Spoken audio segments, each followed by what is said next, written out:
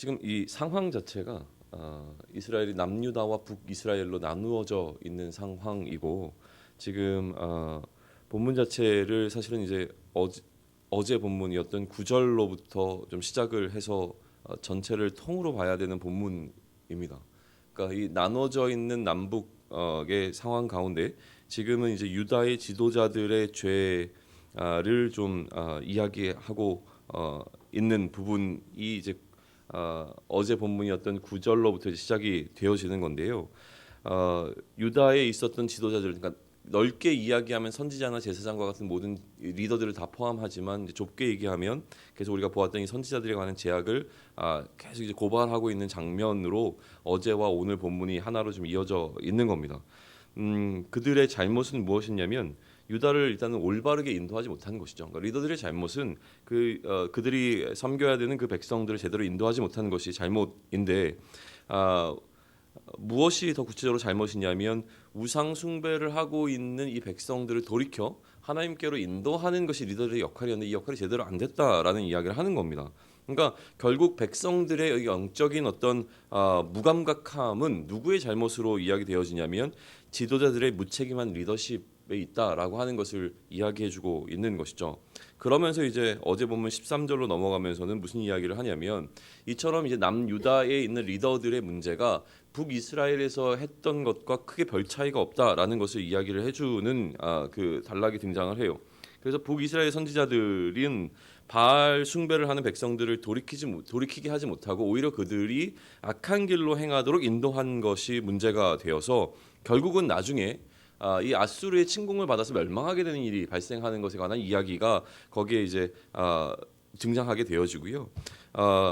그 이야기를 하는 것을 통하여서 유다 너희들도 마찬가지다 이거를 지금 얘기해주는 의도가 담겨 있는 것이라고 하는 것이죠. 결국은 그런 식으로 가게 되면 예루살렘 북이스라엘이 망하는 걸 보지 않았냐? 그러면 결국 남유다 너희들도 그 길을 가게 될 거다라고 하는 것을 이야기해 주는 겁니다. 이제 구체적으로 16절로 넘어가면서는 그 리더들 가운데 선지자를 얘기했는데 참 선지자가 누구이며 거짓 선지자가 누구인지에 관한 구체적인 또 이야기를 해줍니다. 거짓 선지자들이 전하는 이 묵시가 여호와께로부터 나왔는가 아니면 자신의 마음에서 나온 말을 이야기하고 있는가를 통해서 누가 진짜 선지자이고 가짜 선지자인지를 구분해내기 시작한다고 하는 것이죠. 17절을 제가 읽어드릴게요. 17절인데요. 17절에서 뭐라고 얘기하냐면 이렇게 기록되어 있습니다. 항상 그들이 나를 멸시하는 자에게 이르기를 너희가 평안하리라 여호와의 말씀이니라 하며 또 자기 마음에 완악한 대로 행하는 모든 사람에게 이르기를 재앙이 너희에게 임하지 아니하리라 하였느니라. 누가 하는 이야기겠습니까? 거짓 선지자들이 하는 이야기입니다. 그러니까 결국은 이제 중요한 핵심은 무엇이냐면 그렇게 전하고 있는 메시지가 메시지의 근원이 어디로부터 나왔는가? 진짜 선지자, 참 선지자가 이야기하려면 그 말의 근원이 누구로부터 신적인 근원을 갖고 있어야 된단 말이죠. 그러니까 하나님께로부터 온 말이 명확해야 되는 거예요. 그러니까 평안하다라는 이야기조차도 이것은 하나님께로 나온 거면 옳지만 지금 이 평안할 것이다, 너에게 재앙이 임하지 않을 것이다라고 하는 이 메시지는 어디로부터 나왔습니까? 그들의 완악한 마음 가운데서 나왔다는 걸 이야기를 하는 거예요. 그렇기 때문에 진짜 선지자들에게 있어서는 그 메시지가 어디로부터 나왔는가를 밝혀주기 위해서 18절에 무슨 이야기가 등장하냐면 여호와의 회의라고 하는 그 개념이 등장합니다. 이게 바로 천상의 회의를 이야기하는 건데요. 천상에서 펼쳐지는 회의 가운데 그 회의의 수장은 하나님이십니다. 그리고 이 회의 선지자들은 이 회의에서 결정된 하나님의 뜻과 계획을 전달하는 메신저로서의 역할만을 감당하는 게 선지자라고 하는 것이죠. 그러니까 그 천상의 회의에서 결정된 하나님의 뜻을 그대로 전달하는 역할만 감당하는 것이 선지자라고 하는 것이고 참 선지자는 이 하나님의 천상 회의에 참여하는 자들이라는 것을 이야기하는 겁니다. 그것과 대비해서 거짓 선지자들은 어떻게 해요? 자신의 생각만으로 거짓된 메시지를 전하는 자라고 하는 구분을 주고 있는 거예요. 그러니까 참 선지자와 거짓 선지자의 메시지에는 차이가 있을 수밖에 없습니다. 참 선지자는 범죄한 백성을 향해 여호와의 심판을 선포하며 회개를 촉구하지만 그러나 거짓 선지자들은 오로지 평안만을 선포하고 있었던 것이 당시의 선지자들이 갖고 있었던 두 차이점이라고 하는 거예요. 그렇다면 거짓 선지자들이 어떻게 이렇게 평안을 외치며 하나님의 뜻과는 전혀 상관없는 이야기를 할 수 있었는가라고 하는 것인데, 이 거짓 선지자들 가운데 하나님에 대한 이해에 문제가 있었습니다. 하나님을 그 정도 수준으로 이해하고 있었던 거예요. 이거는 굉장히 중요한 건데요. 우리도 마찬가지입니다. 어떻게 그렇게 하나님 앞에서 범죄할 수 있는가를 물었을 때, 우리가 그 하나님 앞에서 범죄할 수 있는 이유는 뭐냐면, 우리가 생각하는 하나님이 사실은 그 정도밖에 안 되기 때문에 그렇습니다. 그러니까 이제 하나님의 우리가 갖고 있는 하나님에 대한 이해를 뒤흔들어 놓는 질문이 등장하는 게 오늘 본문의 시작부터예요. 요즘 우리가 주일날 계속 창세기를 나누고 있지 않습니까? 지금까지 나누면서 여러분 마음 가운데 어떤 마음을 주셨는지 궁금합니다. 근데 저에게 하나님께서 계속 주시는 마음은 무엇이냐면 하나님의 사이즈예요. 진짜 하나님 어마어마하신 분이구나. 놓치고 있었던 것이죠. 창세기를 또 살펴보지 않으면 하나님이 얼마나 크신 분인지를 자꾸 놓치게 되는 것 같아요. 근데 요즘 계속 저에게 부어주시는 것은 뭐냐면, 할 만한 하나님께서 얼마나 크신 분인가, 그리고 내가 하나님을 어떻게 이해하는가와 전혀 상관없이, 내가 하나님을 어떻게 평가하는가 상관없이 하나님은 그냥 크신 분이에요. 내가 하나님 요만큼 이해한다고 해서 하나님께 그만큼 축소되는 분이 아니라고 하는 것을 너무나 명백하게 얘기해 주시는데, 계속 도전을 좀 받고 있습니다. 거짓 선지자들과 그들로 인해서 만연해진 하나님에 대한 잘못된 이해가 이들 가운데 있었습니다. 거짓 선지자들이 자신들이 이해하고 있는 그 수준에서 하나님을 전했는데, 그 하나님에 대한 그 이해가 백성들에게까지 퍼져나갔고, 백성들도 잘못된 이해를 갖고 있었기 때문에 지금 오늘 본문에서 그것을 깨트려주고 있는 작업을 하고 있는 것이죠. 그들로 인해서 만연해진 하나님에 대한 잘못된 이해는 무엇이냐면 이거였어요. 하나님은 일단은 우리와 가까운 데 계신 하나님이라고 하는 이해는 있었어요. 그러다 보니까 우리는 안전하다라는 생각을 할 수 있었죠. 가장 명백하게 하나님께서 우리와 가까이 계시다는 것을 느낄 수 있었던 가시적인 것은 무엇이냐면 성전이었습니다. 성전이 여전히 우리 가운데 존재하지 않느냐? 하나님이 거하시고 계신 처소인 성전이 우리 가운데 있지 않느냐? 그러니까 하나님께서 우리와 함께 계시다라는 것을 이야기했을 때 그것이 먹혀 들어갔던 것이죠. 그런데 이들의 이해는 무엇이냐면, 하나님께서는 그 성전 안에만 계시는 하나님으로 이해했던 겁니다. 성전 바깥에 놓이거나 성전에부터 떨어져 있으면 얼마든지 하나님으로부터 우리가 숨을 수 있다, 하나님의 낯을 피할 수 있다라고 생각을 했던 거예요. 최초의 인류가 범했던 잘못도 이것이지 않습니까? 우리가 하나님의 낯을 피할 수 있을 것이라도 믿었던 그것이 잘못이었는데, 지금도 동일하다라고 하는 거예요. 그래서 이들이 갖고 있었던 이런 잘못된 생각에 대한 세 가지 도전을 지금 주시는데, 그게 바로 23절과 24절입니다. 우리 23절과 24절을 함께 다시 한번 읽으면 좋을 것 같습니다. 같이 읽습니다. 시작. 여호와의 말씀이니라 나는 가까운 데 있는 하나님이요 먼 데 있는 하나님은 아니냐. 여호와의 말씀이니라 사람이 내게 보이지 아니하려고 누가 자신을 은밀한 곳에 숨길 수 있겠느냐. 여호와가 말하노라 나는 천지에 충만하지 아니하냐. 자, 첫째는 무엇입니까? 가까이 계실 뿐만 아니라 먼데 계시다고 하는 것은 초월에 계신 하나님에 관한 이야기를 하고 있는 것입니다. 우리가 알고 있는 이 공간에 머무시는, 그러니까 공간에 제약을 받는 분이 아니라고 하는 이야기를 하는 것이죠. 두 번째는 무엇입니까? 우리는 죄악을 하나님께 숨길 수 없다는 겁니다. 하나님은 다 알고 계시다는 것이죠. 그래서 결론적으로 세 번째 질문에서는 뭐를 선언합니까? 나는 천지에 충만하다라고 선언하십니다. 그러니까 아니 계신 곳이 없는 하나님, 무소부재하신 하나님이신데, 그렇다면 그 모든 곳에 계신 하나님께서 우리의 죄악을 놓칠 리가 없지 않습니까? 어느 곳이나 계시는 하나님이시기 때문에 우리의 모든 일거수일투족을 다 보실 수 있는 하나님이시니 우리가 하나님의 낯을 피할 수는 없고, 우리의 죄악을 하나님께서 낱낱이 알고 계신다라고 하는 것을 이렇게 세 가지 질문을 통해서 우리에게 알려주시는 거죠. 근데 여전히 그들이 성전에만 계시는 하나님으로 이해했던 것과 마찬가지로 사실은 우리도 그 개념을 벗어난 지가 얼마 되지 않았습니다.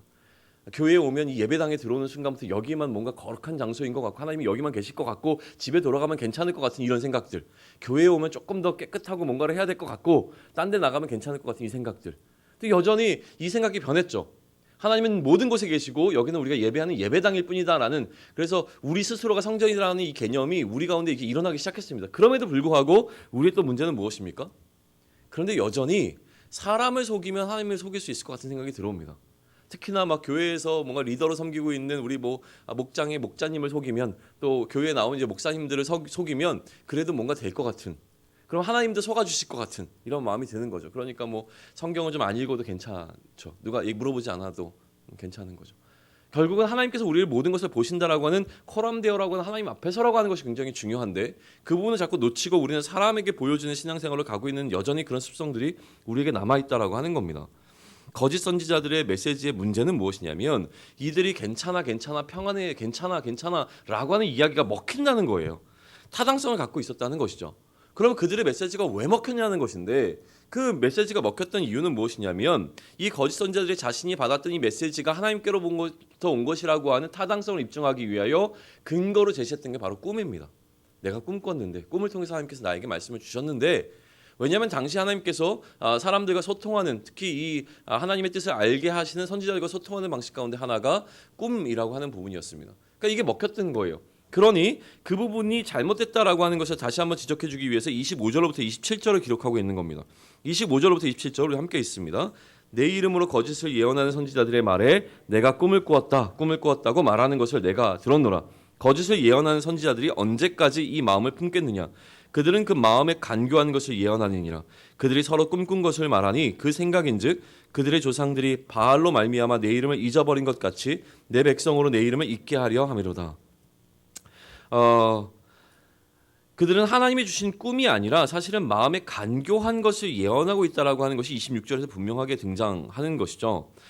그 목적이 그러니까 이 메시지의 목적이 중요한데 하나님께 받은 것이냐 안 받은 것이 중요한 것이 아니라 하나님으로부터 받았다고 주장하는 이 메시지의 목적이 지금 하나님을 찾을 이유를 더 주고 있는가 아니면 하나님을 찾을 이유를 상실하게 하고 있는가라고 하는 부분인데 하나님의 평가는 무엇이냐면 그들이 그들의 마음에 간교한 것을 이야기함으로 말미암아 어떻게 오히려 하나님을 찾는 것을 상실하도록 지금 이 메시지가 전해지고 있다. 그것이 바로 마음의 간교함을 이야기하는 것이다. 그래서 내 백성으로 내 이름을 잊게 하는 그 목적으로 이게 전해지고 있는 것이다라고 하는 하나님의 평가가 25절부터 27절 가운데 분명하게 선포되고 있는 것입니다. 늘 우리의 숙제인 부분인 거예요. 지금 꿈이 하나님의 꿈인지 아니면 자신의 마음의 간교함으로 일어나는 것인지를 분별해라라고 하는 메시지가 여기 담겨 있는 것이죠. 늘 우리는 이게 우리의 숙제일 수밖에 없어요. 그러니까 당시에는 이게 이슈가 되어진 것이지만 우리에게 있어서도 여전히 지금 내가 하나님의 이름으로 하고 있는 것이 내 뜻인지 하나님의 뜻인지를 분별하는 것은 얼마나 큰 숙제인지는 우리가 모두 좀 공감하는 부분이라고 생각을 합니다. 어쨌든 당시에는 이 꿈을 통해서 하나님의 메시지가 선포되어지는 그 컨텐츠가 심판 가운데 있었어야 된다는 것이죠. 돌아오라는 메시지가 전파되어지는 것이 하나님이 원하시는 메시지라고 하는 것은 너무나 분명하다라고 하는 겁니다. 그래서 28절과 29절이 기록되는데요. 같이 한번 또 읽습니다. 여호와의 말씀이니라 꿈을 꾼 선지자는 꿈을 말할 것이요 내 말을 받은 자는 성심하람으로 내 말을 말할 것이라 겨가 어찌 알곡과 같겠느냐. 여호와의 말씀이니라 내 말이 불같지 아니하냐. 바위를 쳐서 부서뜨리는 방망이 같지 아니하냐. 그러니까 지금 하나님께로부터 나온 메시지를 정확하게 선포하면 이 메시지는 마치 불과 같고 바위를 쳐서 부서뜨리는 방망이와 같은 그 역할을 감당해야 되는데 그런 메시지가 선포되고 있지 않다라고 이야기를 하는 것이죠. 그러니 꿈꾼 자는 꿈꾼 것을 제대로 전해라. 내가 준 꿈이라면 이런 꿈이 아니다라는 이야기를 하는 거예요. 만약에 또 그렇게 심판의 메시지를 받았으면 그 메시지 그대로 전해야 된다. 이걸 하나님께서 다시 한번 이야기해주고 계시는 것이죠. 하나님이 원하시는 메시지를 전하지 아니하면 그 메시지의 의미 자체가 상실되어집니다.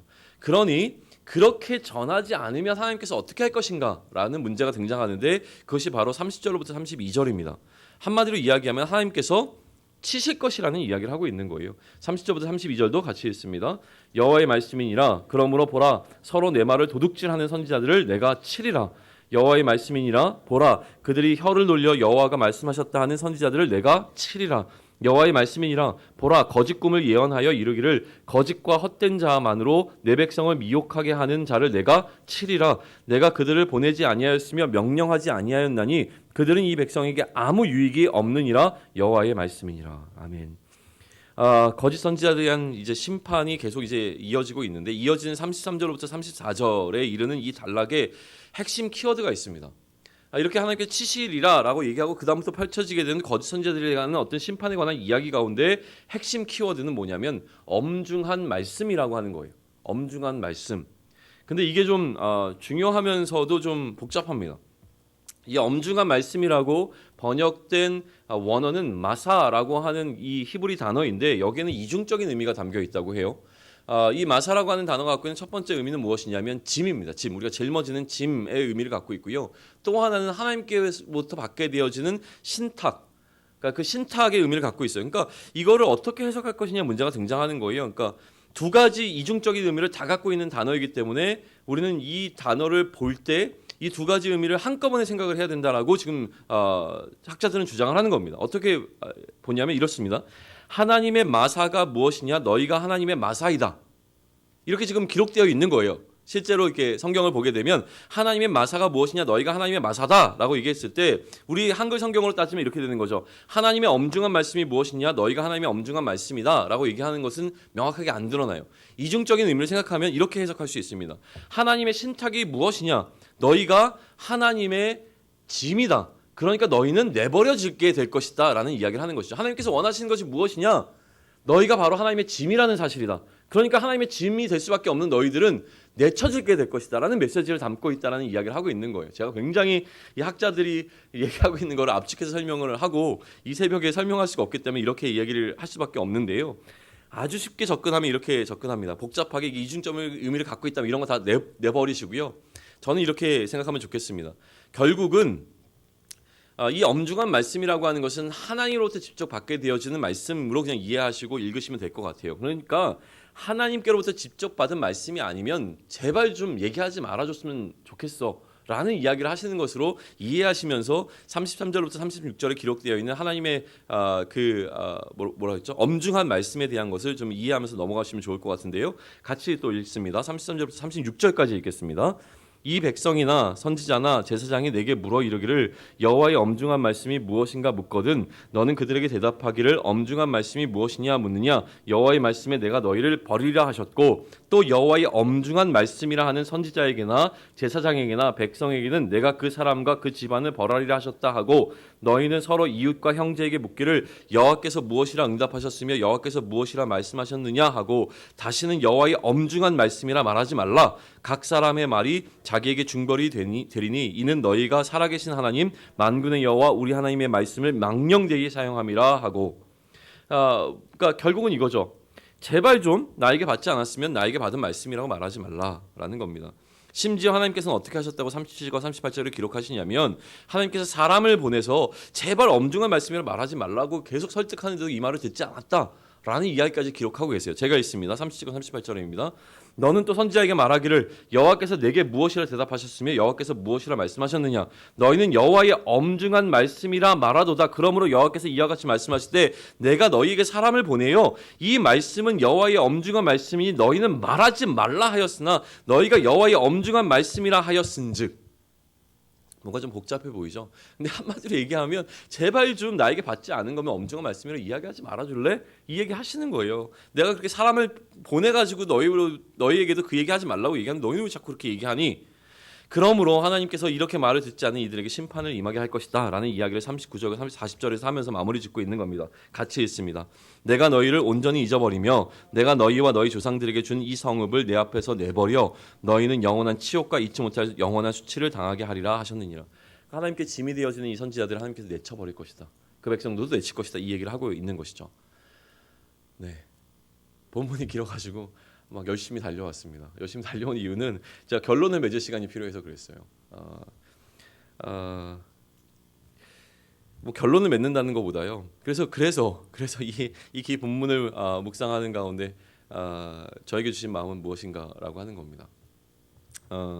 하나님의 말씀을 망령되이 사용하지 말라. 하나님의 이름을 망령되이 일컫지 말라. 이거 우리가 너무나 익숙한 말씀이잖아요.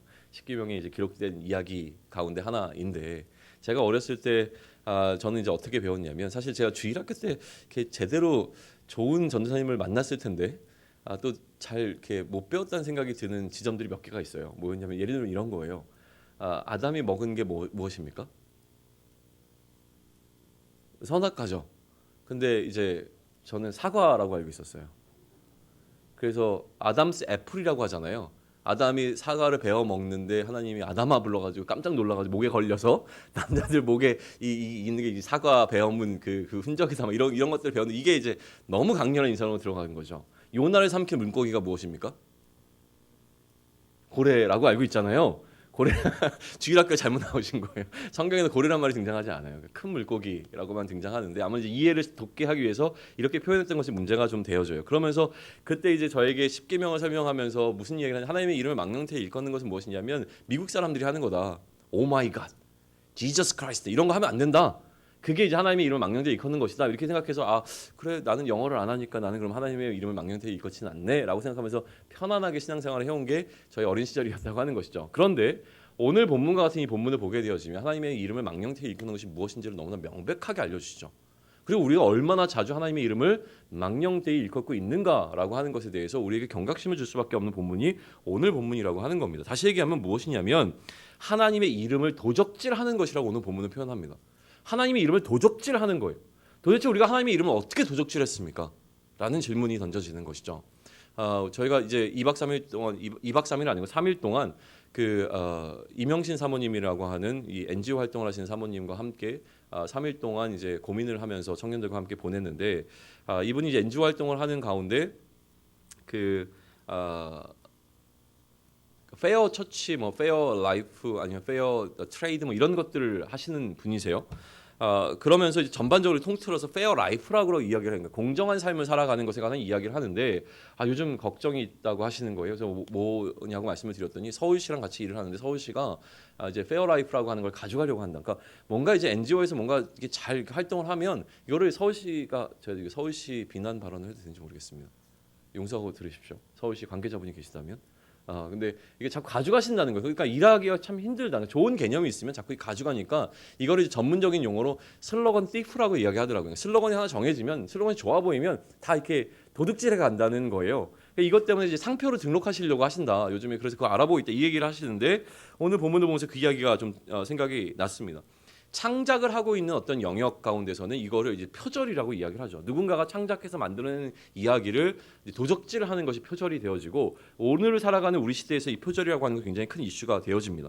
근데 오늘 본문에서 이 표절이라고 하는 것, 이 훔쳐가는 것이 무엇이냐면 하나님의 말씀입니다. 하나님의 이름과 하나님의 말을 도적질하는 자들이 존재한다라고 하는 것인데 이들이 하나님의 이름을 망령되이 사용하는 자들이 되어지는 겁니다. 이런 거라고 저는 생각을 해요. 분명히 내 생각을 이야기하고 있는데 내 마음속에 아까 얘기했던 네 완악한 마음 가운데 일어난 어떤 이야기를 내가 하고 싶은 것을 이야기하면서 여기다가 어떻게 해요? 하나님이라는 이름을 덧입히는 겁니다. 이게 바로 하나님의 이름을 도적질하는 것이라고 하는 것이죠. 명백하게 내가 하고 싶은 거 하는 거예요. 그러면서 말은 이렇게 해요. 하나님께서 기뻐하시는 일이기 때문에 내가 한다.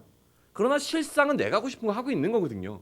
그러니까 이게 굉장히 우리는 사실은 솔직히 얘기하면 어려운 부분이고 저도 늘 날마다 씨름하는 부분이라고 하는 거예요. 지금 이런 너무 극단적인 예를 들어서 죄송하지만 제가 지금 이렇게 말씀을 전하고 있는 게 정말로 하나님의 뜻에 내가 따라서 말씀을 전하고 있는 건지 아니면 여전히 이 말씀을 전하면서 내 안에 채워지는 어떤 그 충족감이 있거든요. 그러니까 그거를 지금 내가 지금 누리기 위해서 이 시간을 지금 하고 있는 건지가 늘 애매하다는 거예요. 그러니까 이걸 놓고 씨름할 수밖에 없는 것이죠.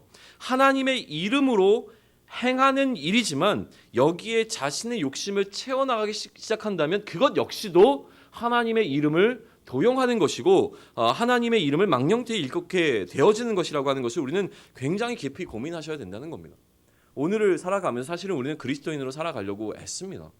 그리스도인 아닌 게 살아가려고 애쓰는 사람이 우리 가운데 얼마나 있겠습니까? 하나님의 사람으로 살아가고 싶고 하나님의 뜻대로 살아가고 싶습니다. 그럼에도 불구하고 우리도 모르는 사이에 우리 마음 가운데 우리의 욕망과 우리 마음에서 일어나는 어떤 소리들을 따라가고 싶어요. 근데 이걸 따라가야 되는데 따라가는 게 너무나 좀 뭐라죠? 하나님 앞에서 민망하니까 이거를 어떻게든지 하나님의 뜻과 끼워 맞추려고 하는 방식으로 이야기하면서 그래 이 정도면 됐어라고 자기 위안을 하면서 갑니다. 근데 이걸 하나님께서 모르시겠냐는 거죠. 그러니까 오늘 본문이 저에게 주는 가장 큰 도전은 그거였다는 거예요. 진짜로 그렇게 가고 있는 거 맞느냐? 그러니까 이제 저에게 주신 마음이고 오늘 말씀을 전하는 건 저니까 이 말씀을 제가 전하는 게 맞다는 생각이 드는 겁니다. 그냥 이제 잘 하고 갑시다 이렇게 넘어갈 수 있는 부분은 아니라는 거죠. 가슴이 좀 아파야 되는 부분은 분명한 것 같아요. 그러니까 오늘을 사시면서 매 순간마다 내가 정말로 하나님을 쫓아가고 있는가, 하나님의 뜻대로 살기 위해서 내 뜻을 내려놓고 있는가, 아니면 내 뜻을 내려놓는다고 하는 이야기조차도 나의 만족감을 위해서 하고 있는 것인가라고 하는 것을 우리는 좀 깊이 묵상하면서 오늘 말씀 다시 한번 기억하시면서 오늘을 살아낼 수 있기를 소망합니다. 기도하겠습니다. 하나님, 참 어렵습니다. 이 말씀대로 살아간다는 것이 너무나 어렵고 힘든데 어떻게 하면 좋겠는지, 그럼에도 불구하고 우리가 연약하기 때문에 말씀을 펼치고 또다시 하나님께 은혜를 구하며 나아갑니다.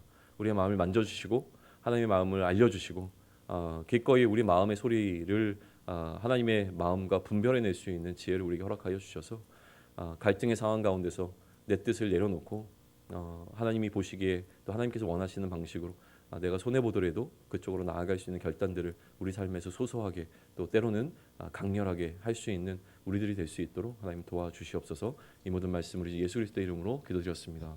아멘. 하늘에 계신 우리 아버지여.